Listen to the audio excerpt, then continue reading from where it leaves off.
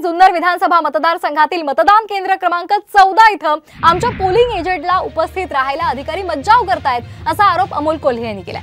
तसंच मतदान केंद्र क्रमांक 235 इथं मशीन बंद असल्यामुळे अजूनही या ठिकाणी मतदान प्रक्रिया सुरू झालेली नाही असाही आरोप त्यांनी केलाय आणि या संदर्भात अमोल कोल्हे यांनी निवडणूक अधिकाऱ्यांकडे तक्रार केलेली आहे।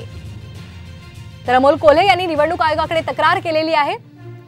आमच्या पोलिंग एजंटला उपस्थित राहायला अधिकारी मज्जाव करतायत असं त्यांनी म्हटलंय आणि त्याचबरोबर मतदान केंद्र क्रमांक 235 इथं मशीन बंद आहे आणि या ठिकाणी अद्याप मतदान प्रक्रियेला सुरुवात झालेली नाही असा आरोप त्यांनी केलाय।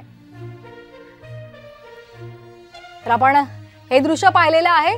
पोलिंग एजंटला मज्जाव केल्याचा आरोप त्यांनी केलेला आहे आणि त्याचबरोबर त्यांनी मतदान केंद्र क्रमांक 235 इथं मशीन बंद असल्यामुळे अद्यापही मतदान प्रक्रियेला सुरुवात झालेली नाही असा आरोप केलाय।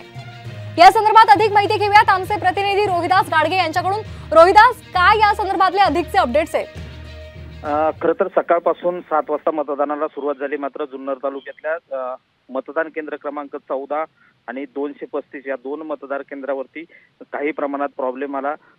पोलिंग एजंटला उपस्थित राहण्यास मज्जाव करण्यात आला, तर दुसऱ्या एक ठिकाणी व्हीव्हीपॅट मशीन बंद पडल्याची घटना घडली। स्थानिक पातळीवरती तक्रार करून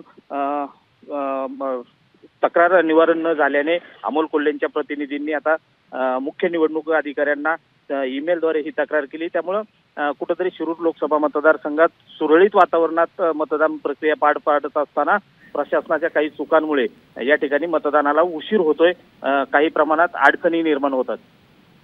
अगदी धन्यवाद आपण दिलेल्या माहितीसाठी रोहिदास। तर आपण पाहतोय जुन्नर विधानसभा मतदारसंघातील मतदान केंद्र क्रमांक 14 इथं आमच्या पोलिंग एजंटला उपस्थित राहायला मज्जाव केल्याचा आरोप अमोल कोल्हेंनी केलाय।